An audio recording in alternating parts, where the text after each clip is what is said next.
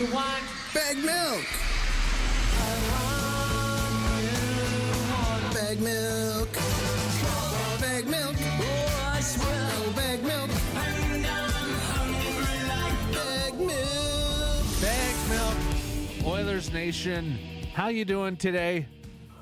Doing well. It's game day. Got the Caps in town. I've got tickets to the game, so all is well. Oh, nice. You're heading down to the arena for that one. Should be good. You know, anytime you can see Ovechkin play, that's a treat still. Yeah, that's just it. I'm excited to see a legend play. Hopefully he doesn't score, but if he does, I'm going to guess it's coming from that left circle, so we'll see what happens. Yeah, that's his office there. First off, I wanted to say good job to you guys on the trade deadline stuff last week. As a person who used to go home and sit down and watch hours of trade deadline stuff, but no longer subscribes to major networks on cable, doesn't have cable, it's nice that you guys put that out there for free. And you guys did a really professional, great job with the trade deadline this year. Well, thanks, man. Yeah, it's the Daily Face-Off live trade deadline special is what we do every year. This was our third year, and this was third year doing it, and this was the best year by far.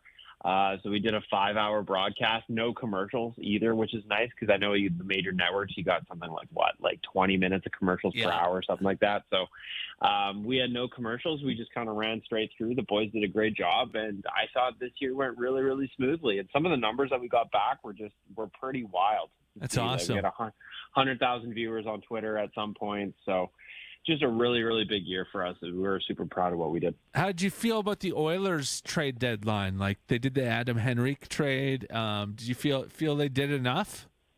So that's the question. Did they do enough? Because you ask about the Adam Henrique trade, I really liked that move. Yeah, me too. I really liked getting Sam Carrick in there almost as like a toss-in. And I know some people were, a little bit upset that the Ken Holland spent the first-round pick to get it done, but they got Henrique in at 75% retained. You were going to have to pay for that. You got Carrick thrown in there, who's probably an upgrade on everyone that the Oilers had on the fourth line currently. So I liked it. I really liked that move, and I like Troy Stecher too as a depth piece.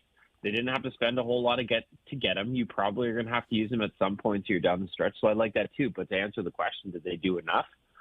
That I don't know. Because, man, there was those rumors about Jordan Eberle coming home, and then he signs the first thing. He signs an extension in Seattle first thing in the morning. So that kind of sucked. But then you're like, oh, can they upgrade the defense a little bit? Because that might be nice instead of running the same group back that was there last year that kind of got caved in against Vegas. So we'll see what happens. This is the Crew down the stretch now. I don't know that they did enough, but I'm still pleased with what Ken Holland did at the deadline. It's kind of like if you're giving a grade on it, I'm probably giving a B. Or C+.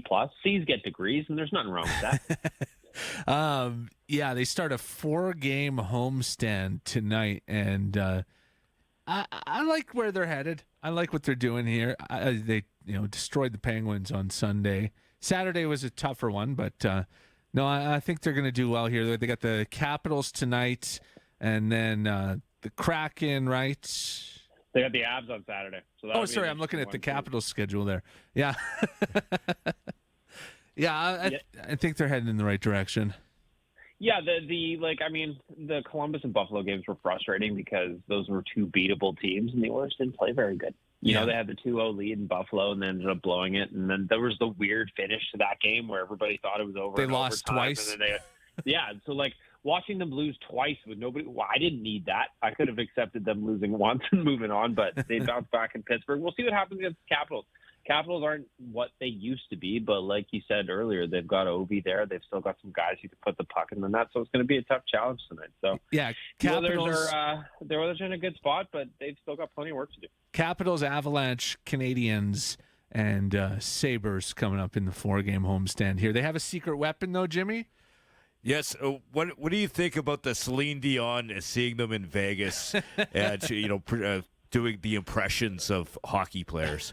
That was so random. So random. When I saw it, I was like, wait a minute, is that Celine Dion? I thought she doesn't make public appearances anymore, but there she was. She was laughing it up with Zach Hyman. I like it. Like, Celine Dion's a legend in this country. Come on. The boys were excited to see her.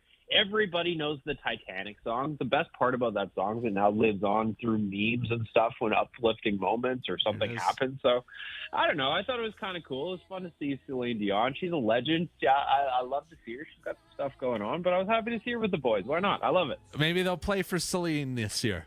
She'll motivate them. She'll take them to the cup. Thank you, Somebody's got it. Thank you, BaggedMilk. Enjoy the game tonight. We'll look for you on the big screen. And, thanks for joining us. Thanks, boys.